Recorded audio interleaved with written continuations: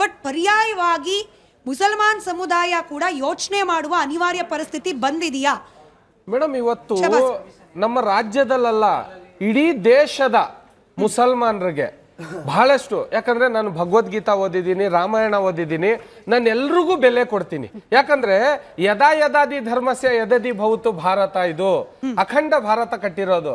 ನಮ್ಮ ಮುಸಲ್ಮಾನರ ಪರಿಸ್ಥಿತಿ ಯಾವ ಮಟ್ಟಕ್ಕೆ ಹೋಗಿದೆ ಅಂದ್ರೆ, ನಾವೇನಾದ್ರೂ ಈಗ ನಮ್ಮ ಯಂಗ್ಸ್ಟಾರ್ ಪಕ್ಷದಿಂದ ಹಲವಾರು 369 ಕ್ಯಾಂಡಿಡೇಟ್ಸ್ಗಳು ಯುವಕರೇ ನಿಂತಿರೋದು. ಅದರಲ್ಲಿ ಹಿಂದೂ, ದಲಿತ, ಮುಸ್ಲಿಂ ಎಲ್ಲರೂ ಇದ್ದಾರೆ, ಮಿಕ್ಸ್ ಇದ್ದಾರೆ. ನಾವು ಯಾವಾಗಲೂ ಕೂಡ ನಮ್ಮಲ್ಲಿರೋರು ನಾವು ಮಾತಾಡ್ಕೊಳ್ಳೋದು, ಮುಸಲ್ಮಾನರು ನಮ್ಮ ಪರಿಸ್ಥಿತಿ ಯಾವ ಮಟ್ಟಕ್ಕೆ ಹೋಗಿದೆ ಅಂದ್ರೆ, ಸಿಎಂ ಇಬ್ರಾಹಿಂ ಮಾತ್ರ ಬಸವಣ್ಣನ ತತ್ವ ಹೇಳಬೇಕಾ, ಅಥವಾ ಸಿಎಂ ಶಾಬಾಸ್ ಖಾನ್ ಮಾತ್ರ ಭಗವದ್ಗೀತೆ ಓದ್ಬೇಕಾ?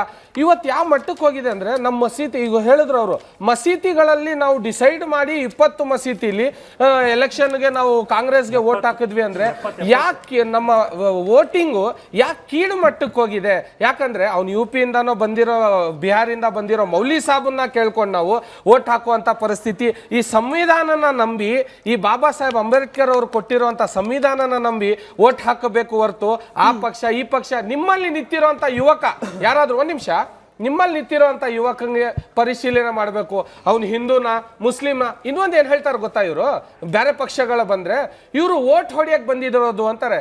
ಇವರು ಕಾಂಗ್ರೆಸ್ ಅವ್ರು ಇವರು ಅಪ್ಪನ ಮನೆಯಿಂದ ಏನಾದ್ರು ವೋಟ್ ತಂದಿದ್ರ ಇವರು?